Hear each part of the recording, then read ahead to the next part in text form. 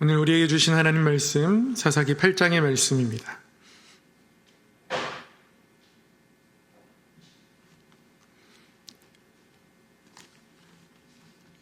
구약성경 사사기 8장 4절에서 17절까지의 말씀,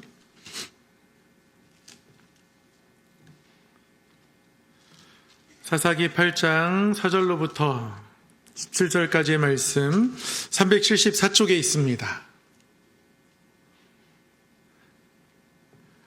말씀을 한 절씩 교독하도록 하겠습니다.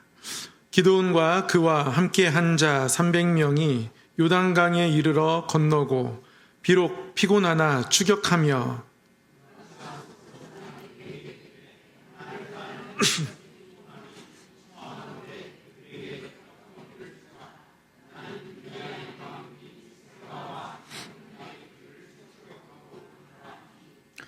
숫곳의 방백들이 이르되 세바와 살문나의 손이 지금 내 손 안에 있다는 거냐? 어찌 우리가 내 군대에게 떡을 주겠느냐 하는지라.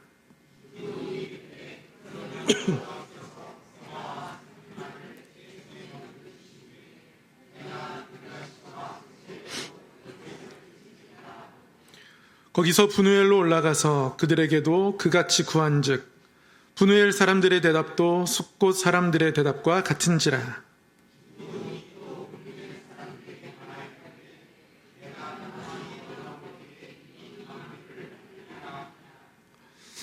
이때에 세바와 살문나가 갈골에 있는데 동방 사람의 모든 군대 중에 칼 든 자 12만 명이 죽었고 그 남은 15,000명가량은 그들을 따라와서 거기에 있더라.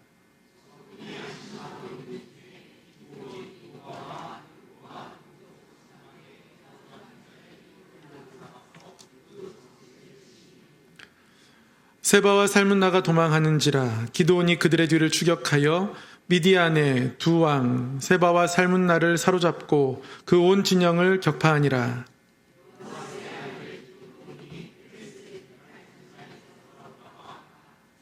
숫곳 사람 중 한 소년을 잡아 그를 신문하매 그가 숫곳의 방백들과 장로들 77명을 그에게 적어준지라.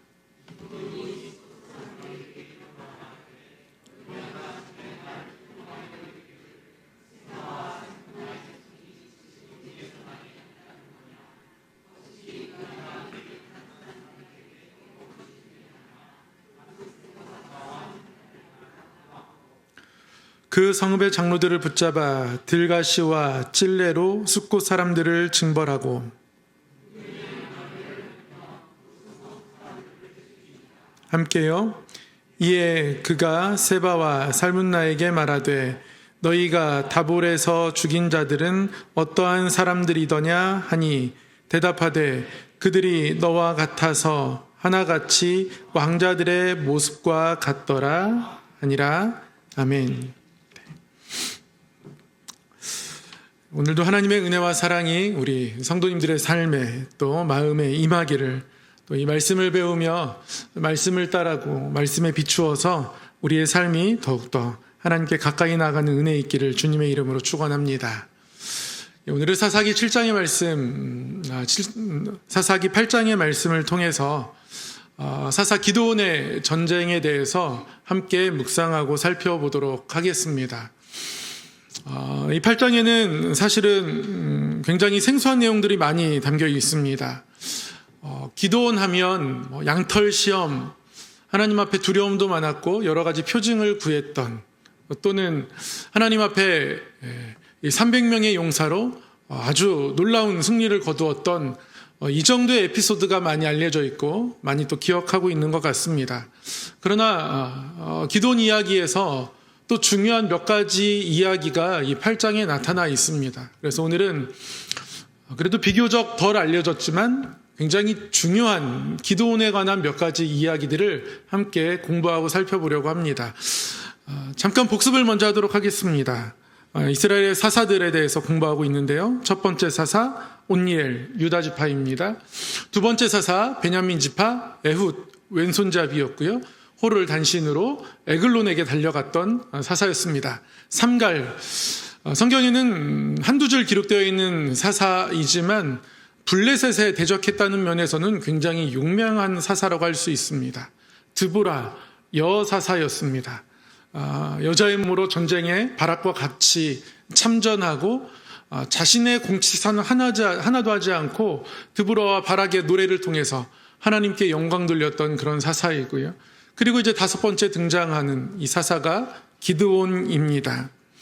6장에서는 기드온의 소명에 대해서 함께 살펴보았습니다. 포도주 틀에서 타작하고 있는 기드온을 하나님이 부르셨습니다.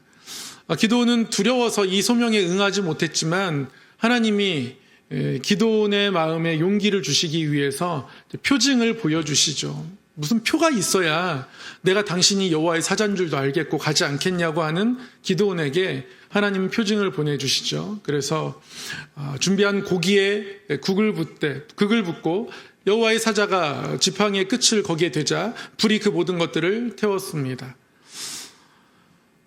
그렇게 해서 기드온은 사사로 하나님의 쓰임을 받게 됩니다. 그러나 이 기드온의 전쟁에서도 보면 여전히 기드온은 참 겁이 많고 걱정도 많고 두려움도 많습니다. 이 기드온의 전쟁 이야기가 사실은 전쟁 이야기보다 준비 과정에 대해서 더 많이 이야기하고 있는 것 같아요. 출정을 준비하는 기드온.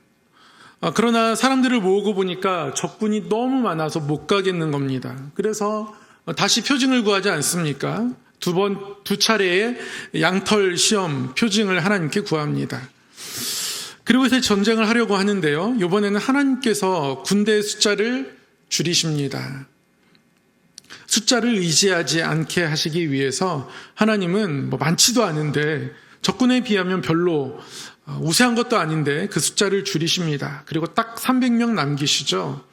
그러자 기드온이 또다시 두려워합니다. 그때 보리떡이 그들의 진영을 허는 꿈 이야기를 그 미디안 진영에 내려가서 듣게 하심으로 말미암아 이 전쟁에 용기 있게 싸울 수 있게 되었고요. 나팔과 횃불, 항아리로 승리하게 되는 이야기가 지난주까지 공부했던 기드온 이야기입니다. 오늘은 그 미디안 전쟁에서 승리 이후에 관한 이야기입니다. 오늘 저희가 읽은 본문이 전체 이야기를 다 담고 있지는 않습니다. 근데 다 하나하나씩 한번 살펴보려고 하는데요. 이 승리 이후에 어떤 일이 있었냐면 첫 번째, 에브라임 지파와의 다툼이 일어납니다. 미디안과 전쟁을 승리하면서 미디안 쪽에서 전쟁을 진두지휘하던 오렙, 스앱 두 장군을 잡게 되죠. 그리고 바위에서 포도주칠해서 이 두 장군을 죽이게 됩니다. 그렇게 전쟁을 승리하거든요. 근데 이 전쟁 이야기를 잘 읽어보면 300명으로 전쟁을 승리하다가 도망치는 이 사람들을 잡기 위해서 기드온이 에브라임 지파에게 도움을 요청합니다. 에브라임 지파가 도와줘서 이 수로를 따라서 이들이 도망갈 것 같은데 좀 미리 막아주고 잡는 일들을 도와줬으면 좋겠다고 에브라임 지파의 도움을 요청해서 그래서 이 오렙과 스앱이라는 미디안 군대의 장군을 잡게 되더라는 거죠. 이렇게 해서 전쟁을 잘 이기게 되었습니다. 그런데 이 므낫세 지파의 이 기드온이 전쟁을 진두지휘하면서 모든 일들을 감당하는데 나름 그래도 요셉 지파에 속한다고 할 수 있는 가장 친한 에브라임 지파가 이 전쟁에 참전하지 않은 것에 대해서 그러니까 왜 우리를 부르지 않았느냐 이것에 대해서 에브라임 지파가 따져 묻습니다. 전쟁에 안 부르면 좋은 거 아니냐 이렇게 여길 수도 있겠지만 전쟁에 이기면 전리품을 취할 수도 있고요. 하나님께서 보내신 전쟁이고 그래서 이길 게 확실하다면 불렀어야 마땅하다라는 거죠. 어떤 기분인지 저는 살짝 이해가 돼요. 저는 운동 좋아합니다. 그리고 잘하고요. 막 빼어나게 잘하는 건 아니지만 그래도 지금까지 이렇게 초, 중, 고를 보내면서 반에서 11명 축구 선수를 뽑으면 그 안에는 꼭 들어갔습니다. 엄청나게 잘하는 건 아니에요. 늘 반 대표로 뛸 정도는 됐습니다. 예. 근데 어느 날 제가 이제 학교 체육 시간에 발목을 삐끗했단 말이죠. 그래도 뛸만 하거든요. 그런데 이제 다른 반이랑 축구샵 하는데 저를 뺀 거예요. 그리고 그 반이 별로 잘하는 데는 아니거든요. 하면 저희 반이 이길 게 뻔한 시합인데 저를 걱정해서 저를 뺐습니다. 그래 아프니까 빠져도 되지. 좀 서운한 마음은 있었지만 근데 제가 뛸 때보다 점수차가 막 더 벌어진 거예요. 그래서 대승을 거뒀습니다. 스코어는 잘 기억이 나지 않지만 아무튼 굉장히 큰 승리를 거두면서 막 다 너무 좋아하고 반 애들이 막 축하해주고 그러는데 제가 안 뛰었잖아요. 늘 뛰다가 너무 서운한 거예요. 그래서 누가 날 빼자고 했는지 물어보고 다니고 막 이랬던 기억이 나거든요. 에브라임 지파가 지금 그런 거예요. 우리를 이같이 대접하면 어찌 됨이냐. 이게 에브라임 지파의 반응이었습니다. 전쟁에는 공을 세우고 싶은 마음이 다 있는 겁니다. 므낫세 지파에 속한 기드온이 앞장선 이 전쟁에 자신들이 출전하지 않은 것이 불만스러웠던 거예요. 그러면 이것에 대해서 굉장히 기드온이 겸손하게 반응합니다. 기드온이 뭐라고 대답하냐면 내가 이제 행한 일이 너희가 한 것에 비교되겠느냐. 그러니까 지금까지 해오던 것이 이게 비교가 되겠느냐. 에브라임의 끝물 포도가 아비에셀의 만물 포도보다 낫지 아니하냐. 너희의 꼬리가 우리의 머리보다 더 낫지 않느냐. 우리는 별거 아니다. 마치 그냥 우연히 이긴 것처럼 여기까지 하나님의 인도하심을 받아 이스라엘 백성들이 오는 가운데서 에브라임이 더 눈부시게 활약했고 사실 다 인정할 만한 일입니다. 여호수아가 에브라임 지파였고요. 에브라임 지파가 유다 지파 다음으로 앞장서서 전투를 치렀고요. 모든 면으로 볼 때 에브라임이 뛰어나지 않느냐 이렇게 지켜 세웁니다. 그리고 빈말이 아니니까요. 실제 팩트에 근거한 이야기이니까요. 이게 설득력이 있습니다. 그리고 이것으로 에브라임 지파의 불만이 진정이 됩니다. 그러니까 여기까지 보면 기드온이 굉장히 겸손한 것 같습니다. 내분이 일어날 만한 상황에 그리고 굉장히 힘든 전투를 했고 미디안과의 싸움에서 승리했는데 수고했어, 잘했어 이런 게 아니라 왜 우리를 빼놓고 싸운 거야? 라고 이런 식으로 불만을 표출하면 지금 이 상황에 이게 할 소리인가? 사실 기드온도 서운할 법하거든요. 그럼 그렇지 않습니까? 그런데 기드온이 굉장히 겸손한 모습을 보이면서 이러한 분열의 조짐이 있는 이 상황을 잘 정리하는 거예요. 겸손이 굉장히 큰 무기인 건 맞습니다. 그런데 이 겸손이 기드온의 진짜 겸손일까라는 의문도 남습니다. 왜냐하면 그 뒤에 기드온의 모습이 전혀 겸손하지 않거든요. 오히려 더 바쁜 일이 있어가지고 이것을 그냥 서둘러 덮는 것 같은 그런 느낌이 있어요. 그냥 막연한 느낌이 아니라요. 뒤에 본문 이야기를 읽으면 읽을수록 이 느낌이 맞구나라는 생각이 듭니다. 이어지는 내용이 그렇습니다. 오늘 이제 4절부터 저희가 읽었는데요. 기드온이 미디안 군대에 남은 사람들을 추격합니다. 계속 추격해요. 끝까지 추격하고자 합니다. 계속되는 추격 이야기가 이제 4절 이하에 나옵니다.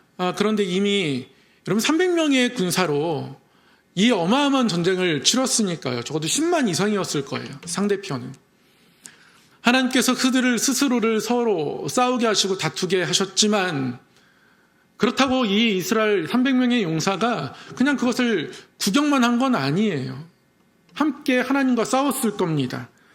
그러니까 300명이 워낙 많은 인원을 상대하니까 굉장히 피곤하죠. 쉴 새 없이 추격을 하는 겁니다. 그럼 4절에 뭐라고 기록하고 있습니까? 병사들이 피곤하다고 합니다. 기드온과 그와 함께 한 자 300명이 요단강에 이르러서 건넜는데요. 굉장히 피곤하다 합니다.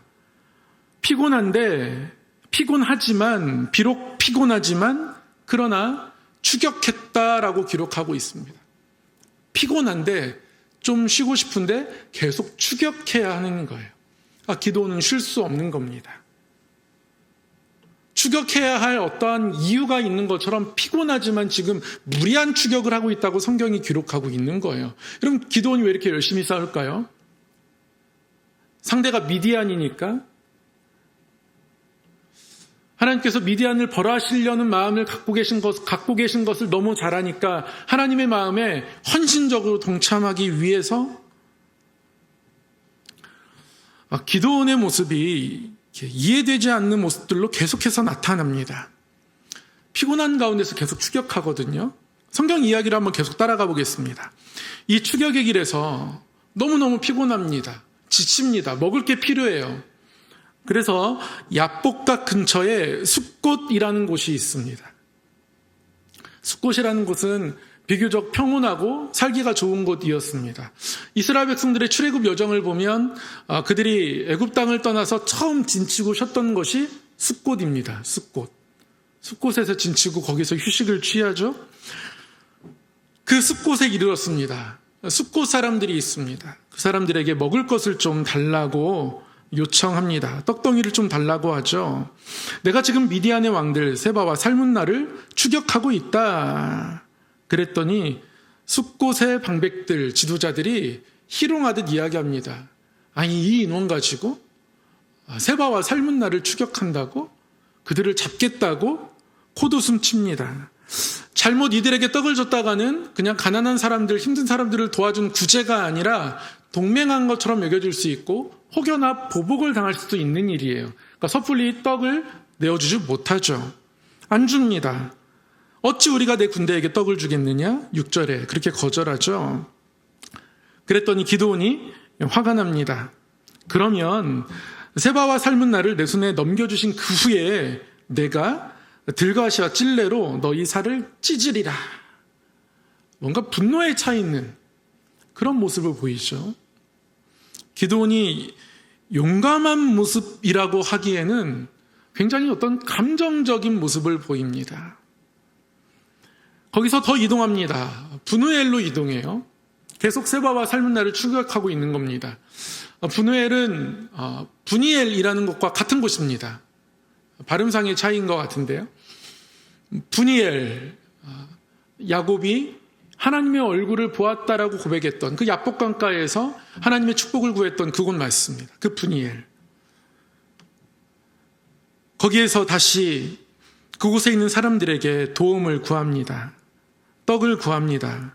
그런데 브니엘 사람들의 대답도 숫곳 사람들의 대답과 같다라고 8절에 기록하고 있습니다. 그랬더니 기드온이 또 보복성 발언을 합니다. 내가 평안히 돌아올 때에 이 망대를 헐어버리겠다. 그렇게 이야기합니다. 그리고 그렇게 먹을 것을 구하지 못하는 힘든 여정 가운데서도 끝까지 세바와 살문나를 추격합니다. 그리고 결국에는 그가 머물고 있는 갈고를 습격해서 이 지친 사람들을 가지고서도 이 전쟁의 승리에서 이미 이들은 겁에 질려 있고 또 여기까지 쫓아가겠나 마음을 놓고 있었고 10만 명이 넘는 사람들 중에서 다 없고 이제 얼마 남지 않았기 때문에 300명이 이기기에는 굉장히 힘든 전투였지만 또 여기서도 이들은 승리합니다. 근데 전투가 중요한 게 아니에요. 본문에서는 전투를 승리했다는 게 지금 하나도 중요하지 않습니다. 이들이 세바와 살문나를 잡거든요. 그런데 세바와 살문나를 그곳에서 바로 죽이지 않습니다. 그러니까 미디안을 멸하고자 하는 게 이 원정의 추격의 목적이었다면 세바와 살문나를 죽였으면 됩니다. 그렇게 해서 전쟁을 끝내면 되는 일이에요. 그런데 세바와 살문나를 죽이지 않습니다. 사로잡아요. 사로잡아서 자신의 본 진영으로 데리고 갑니다. 끌고 가요. 여러분, 왜 세바와 살문나를 죽이지 않았을까요? 끌고 가면서 복수합니다. 일단 브니엘 사람들, 숫곳 사람들 다 복수합니다. 세바와 살문나를 보이면서 내가 잡지 않았냐고 하면서 그들을 복수합니다. 기도는 이 추격을 시작할 때부터 사실 복수에 불타 있습니다. 세바와 살문나 이야기를 조금 자세히 살펴보겠습니다. 이 세바와 살문나 미디안의 왕들을 잡아가지고 자신의 진영까지 데려옵니다. 그리고 오늘 말씀 보면 18절까지 읽었는데요. 18절에 보면 이제 세바와 살문나를 그들 가운데에 데리고 와서 이들을 신문하는 장면이 나옵니다. 여기까지 데려온 이유가 있더라고요. 앞선 기드온 이야기에서 나오진 않지만 기드온의 형제들이 이들에 의해서 죽임을 당했던 거예요.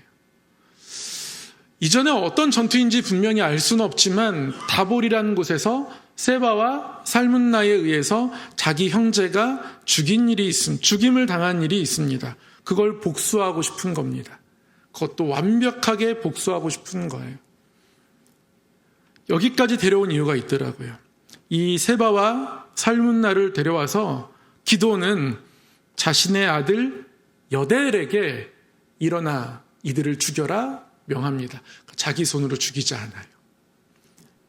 어린 아들에게 이들을 죽이라 합니다. 복수심에 불타고 있었던 거예요. 그러니까 에브라임과 다툼할 시간도 없었고요. 물론 그 겸손이 다 거짓이었다고 말할 수 없지만 그러나 기드온은 지금 갈 길이 바빴던 겁니다. 복수해야 하는 거예요. 그래서 병사들이 피곤해도 가야 하는 거고요. 복수심에 불타 있습니다. 그 감정이 휘둘리고 있는 거예요. 하나님께 물을 시간도 없습니다. 묻지도 않습니다. 하물며 표징도 구하지 않습니다. 기드온이 300명의 용사를 통해서 미디안과 전쟁하면서 승리했죠. 놀라운 전쟁의 이 경험이 그에게는 또 다른 자신감이 되었는데요. 이 자신감이 자신의 감정에 휘둘리니까요. 폭력이 되는 거예요. 병사들이 피곤한 것 이런 거 돌볼 겨를도 없습니다. 자신의 아들 여들에게 이들을 죽이라 합니다. 복수시키려고 하는 것이죠. 근데 어린 아들이 할 수가 없어요. 못하겠다 합니다. 그래서 기드온이 이들을 죽입니다. 아무도 기드온이 이들을 죽였다고 해서 기드온을 탓하지는 않습니다. 왜냐하면 내 가족이 살인을 당했을 때 보복해서 살인하는 것이 당시에는 합법적인 거니까요. 괜찮습니다. 피를 피로 갚는 것은 누구도 뭐라고 하지 않습니다. 죄졌다 말하지 않습니다. 그러니까 기드온이 이런 충동적으로 행동하면서도 지금 자신이 하나님과 멀어지고 있다는 사실을 알지 못해요. 괜찮다고 여겨지거든요. 세상적인 관점에서는 괜찮다 여겨지기 때문에 그렇습니다. 그럼 뭐가 위험합니까? 우리가 하나님으로부터 멀어지는 단계가 있더라고요. 기준을 세상에 두면 됩니다. 기준을 다른 사람에 두면 돼요. 말씀에 두지 않고 다른 교회 목사님들은 이렇게 하는데 이 정도는 괜찮지 않나. 다른 성도들은 이렇게 살아가는데 세상 사람들은 이 정도는 이렇게 하는데 이 정도 속이는 건 괜찮지, 관례지. 세상이 기준이 되면 하나님으로부터 멀어지는 첫 걸음을 뛸 수 있습니다. 세상에 휘둘릴 수가 있어도 그래도 우리는 하나님께 돌이키고 회개해야 하는 사람들이에요. 그런데 그럴 수 있지. 내 나이 때는 이 정도 완고함, 다 나이 들면 다 그래. 젊을 때는 아직 경험이 없으니까 그렇지. 자신들의 실수를 정직하게 인정하려고 하지 않아요. 상황이 그랬으니까 그렇게 말할 수밖에 없어. 계속 합리화합니다.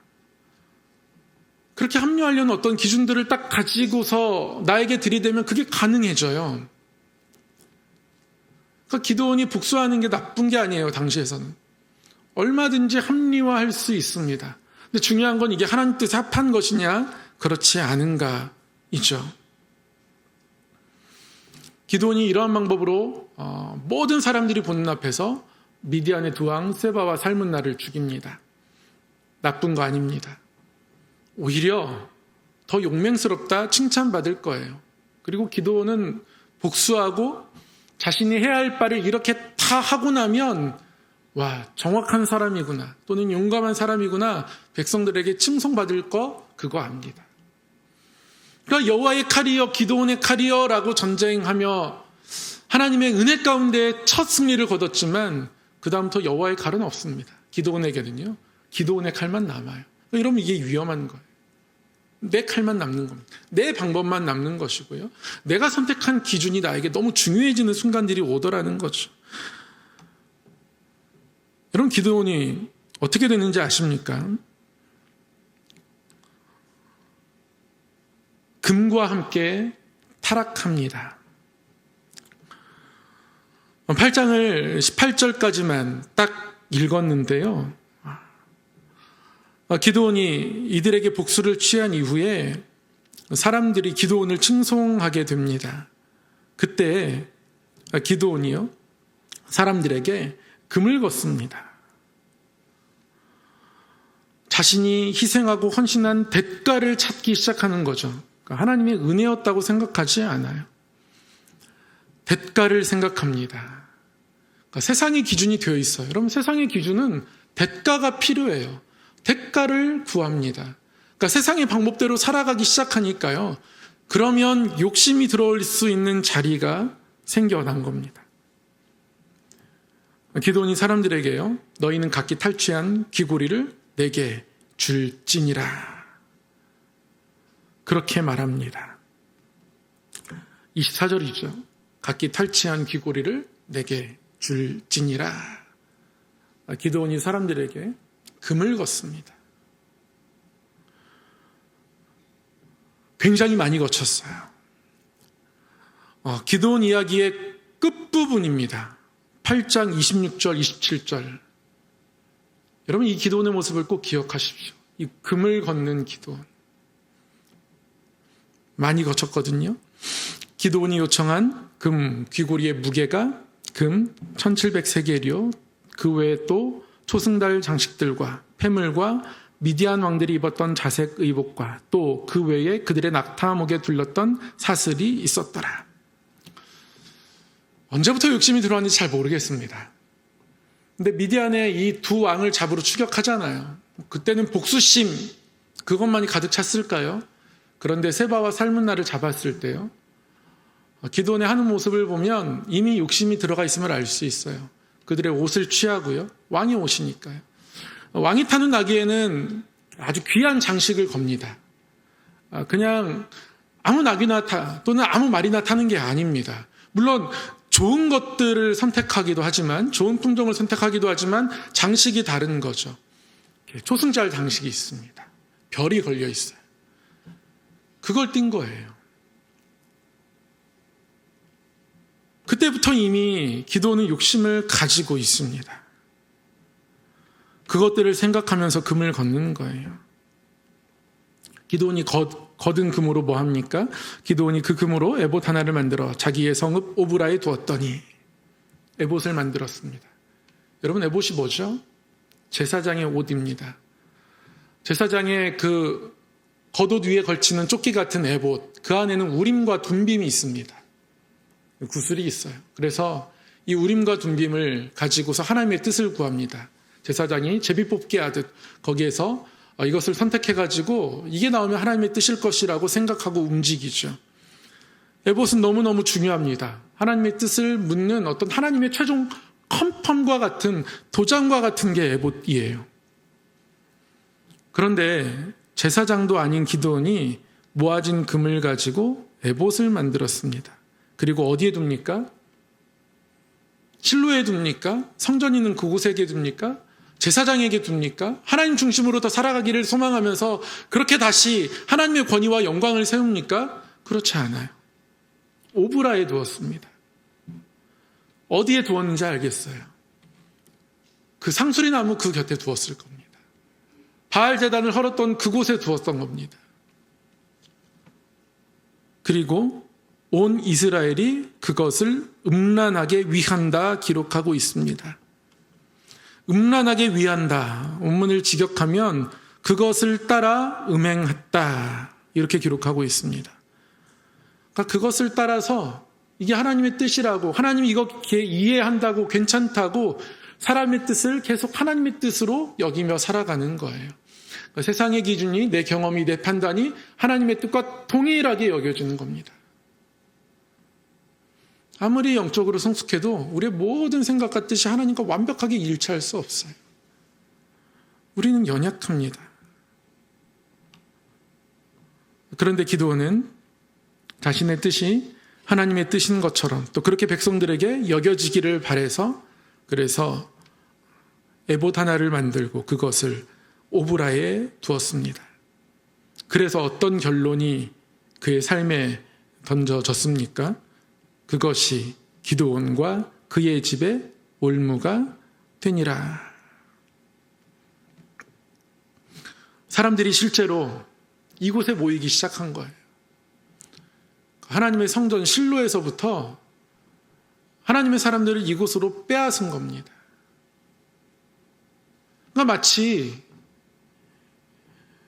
하나님께서 이스라엘 백성들을 나의 아름다운 신부로 여기시고 어여쁘다 사랑하셨는데, 기드온은 사람들이 그것 바라보지 못하도록 이곳에 더 아름답다라고 여겨지는 금 에봇을 만들어가지고 사람들을 미혹하는 거죠. 여기에 하나님의 뜻이 있다. 이스라엘 백성들이 아주 자연적으로 바람 피도록, 하나님을 등지도록, 오브라로 모이도록, 여기에 오면 올수록 성전은 점점 비게 되는 거거든요. 그렇게 사람들을 다 이쪽으로 미혹하게 된 겁니다. 기드온이니까, 너무 용맹한 모습을 보였으니까 사람들은 더더욱 혹합니다. 겉에 보여지는 모습 때문에 그렇습니다. 안타깝더라고요. 그렇게 잘 싸웠던 기드온이 이렇게 되나? 또 기드온이 그랬다고 해서 사람들이 음란하게 같이 위하게 되나? 실로에 나아가지 않고 여기로 가게 되나? 그 눈에 보여지는 겉모습 때문에 이렇게 되는 거예요. 여러분, 우리는 겉모습에 굉장히 약합니다. 현상이 어떻게 일어나는가가 우리에게 너무나 중요해요. 그래서 하나님의 뜻을 잠잠히 기다리는 것보다 지금 괜찮아 보이는 것에 우리의 마음과 생각을 빼앗길 때가 너무 많습니다. 즉각적인 것에 우리가 반응하게 되는 경우가 너무 많아요. 눈에 보이는 겉모습을 보고 그게 전부인 것처럼 판단하게 되는 것이, 하나님의 뜻을 묻는 과정을 내 눈으로 본 것 때문에 생략하게 되는 과정들이 너무 많다라는 거예요. 기드온은 그 연약했던, 그래서 늘 표징을 구했던 사람이었는데요, 어느 순간 정반대편에 가 있습니다.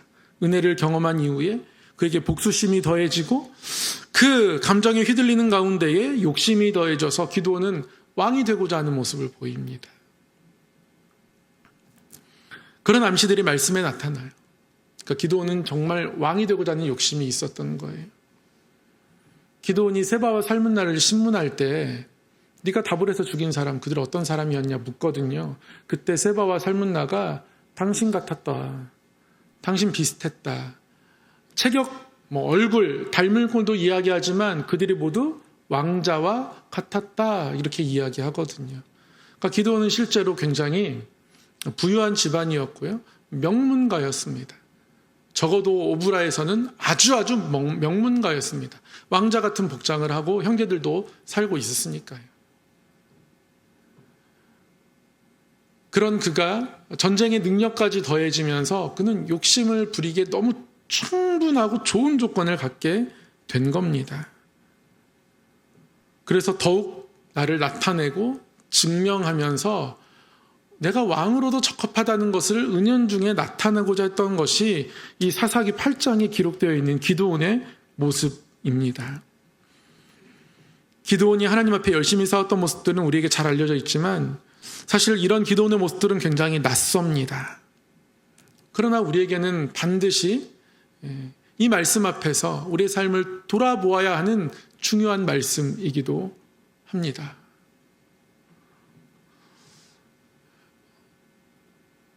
여기 앉아 계신 분들 중에서 저보다 나이가 아래이신 분들이 별로 없어요. 다 위세요. 그래서 시간이 흐르면서 이런 걸 느꼈다라고 말하기엔 너무 죄송하지만 아마 다들 느끼셨을 테니까 저도 같이 한번 이야기해 보겠습니다. 부목사 때보다도요, 부목사 혹은 1년차 때보다도 이 시간이 조금 흐르면 나의 경험이 조금 쌓였다고 해서 교만해집니다. 담임 목사가 되니까 조금 더 그래집니다. 간혹 나이가 차면서도 점점 겸손해지시는 훌륭한 분들이 계시긴 합니다. 대체적으로 점점 좁아지고 교만해지는 것 같습니다. 저도 그런 것 같아요. 그런 모습 속에서 오히려 내가 그렇지 않다라고 나를 증명하기 위해서 더 많은 가면들을 끌어다 쓰는 것이 어떤 사람들의 일상적인 모습이 아닌가라는 생각을 하게 됩니다. 우리의 삶을 돌아보면 그렇습니다. 전에는 내가 그렇게 인정받지 않아도 괜찮았는데요. 어느 정도 나이가 차면 좀 인정받지 못하면 뭔가 불안해지고 내가 잘못 살았나? 이런 생각도 하게 되고, 아니 저것이 내가 한 게 얼마인데 이렇게 나를 생각하나? 이런 생각도 하면 이런 모습들이 막 나타나더라는 거예요. 기도원이 하나님 앞에 껴있다가 점점 마음이 하나님으로부터 멀어집니다. 그렇게 되지 않도록 우리는 우리 스스로를 돌아보아야 합니다. 그럼 나를 나타내고 증명하려고 하는 마음은 반드시 교만으로 이어지게 되어 있습니다. 그리고 이 교만함에 점점 취약해져 갈 수 있습니다. 이런 모습들은요, 하나님이 주시는 복이 아니라 올무를 경험하는 불행으로 이어지게 됩니다. 어떤 불행으로 이들이 경험하게 되는지 9장을 통해서 다음 주에 한 번 더 함께 살펴보기로 하고요. 우리 어떤 상황 속에서도 하나님께 초점을 맞춰야 합니다. 어려움과 눈물 속에서는 하나님께 답이 있음을 기억하고 하나님을 의지해야 되고요. 좋은 일 앞에서 역시도 하나님을 찬양하고 그 하나님께 감사해야 합니다. 드보라와 기드온을 함께 쭉 연이어서 저희가 공부하잖아요. 승리를 경험했다는 점에서는 드보라와 기드온이 같습니다. 그런데 그 이후의 모습은 사뭇 다릅니다. 드보라는 하나님을 찬양하죠. 그러나 기드온은 왕이 되고자 하는 욕심으로 나아갑니다. 드보라 그리고 기드온 이런 모습들을 보면서 끊임없이 하나님을 찬양하고 높이는 것들이 우리 삶에 있어야, 그래야 우리가 낮아지겠구나. 아무것도 안 하고 있으면 어느새 높아져 있구나 라는 사실들을 깨닫게 됩니다. 사랑하는 성도 여러분, 끊임없이 하나님을 높이십시오. 끊임없이 하나님을 고백하시고요. 끊임없이 하나님께 감사하세요. 형식적인 감사 말고 진짜 감사로. 그래야 교만하지 않을 수 있습니다. 끊임없이 감사하고 찬양하고 드보라의 노래가 우리 가운데 끊어지지 않고, 주님께서 일하신 것이 나에겐 너무 좋고 주님을 사랑하면 그렇게 되는 것 아니겠습니까? 그래서 드보라와 바락의 그 노래처럼 저에겐 너무 귀한 끝소절인데요. 주를 대적하는 자들은 다 이와 같이 망하게 하시고 주를 사랑하는 자들은 해가 힘있게 돋음같게 하시옵소서. 하나님을 사랑하면 내가 높지 않아도 됩니다. 그게 진짜 사랑입니다. 여러분, 하나님을 사랑하십니까? 하나님을 사랑한다면 끊임없이 하나님 높이시고 하나님의 높임 받으심이 나에게 기쁨이고, 그래서 그 앞에서 내가 아무것도 아니어도 되는 것이 그게 하나님 사랑하는 모습입니다. 우리의 믿음이 아직 연약하지만 그래도 늘 하나님의 영광을 바라는 믿음들이 우리 가운데 새겨지기를 소망합니다. 그런 마음 가지고 살아갈 때 이 시편 115편 1절의 기도가 우리에게 굉장히 큰 도움이 되겠다 싶습니다. 여러분 함께 읽겠습니다. 시작. 여호와여, 영광을 우리에게 돌리지 마옵소서. 우리에게 돌리지 마옵소서. 오직 주는 인자하시고 진실하심으로 주의 이름에만 영광을 돌리소서. 우리 이름에 영광을 돌리고 싶은 마음이 늘 있을 겁니다. 하나님 사랑하는 마음이 아닙니다. 하나님 영광을 우리에게 돌리지 마옵소서. 이 시편 115편의 기도가 우리의 기도, 우리의 믿음의 고백이 되길 소망하고요. 우리의 삶이 더욱더 깊어지는 믿음 가지고 하나님께 나아가는 삶 되기를 소망합니다. 사랑의 하나님 아버지, 세상의 기준과 관점으로 보면 나의 삶에 내가 쌓아가는 노력들, 수고들 여러 가지를 생각하면 우리는 우리 스스로를 높이기에 너무나 많은 충분한 이유들을 가지고 있습니다. 그 이유들이 너무 많아서 때로는 하나님을 가리기에도 충분한 것 같습니다. 하나님, 기도원의 이러한 자리에 서지 않기를 원합니다. 진짜 하나님 사랑하는 것이 무엇인지 알고 늘 하나님을 높이고 동행하신 하나님 때문에 감사하고 그 하나님 때문에 새 힘을 얻어서 어떤 자리에 있든지, 그것이 고난의 자리든지 눈물의 자리이든지, 또한 하나님의 그 은혜의 자리이든지, 그 어떤 자리에서도 오직 우리 눈에 하나님만 보여지며 하나님께 감사하며 하나님을 찬양하며 고백하는 그런 드보라의 삶이 있기를 원하오니 우리의 마음을 주장하여 주시고 그 길로 인도하여 주시옵소서. 하나님의 영광을 우리에게 돌리지 마시고 오직 주의 이름에만 영광을 돌리시옵소서. 우리 주 예수 그리스도의 이름으로 기도드리옵나이다. 아멘.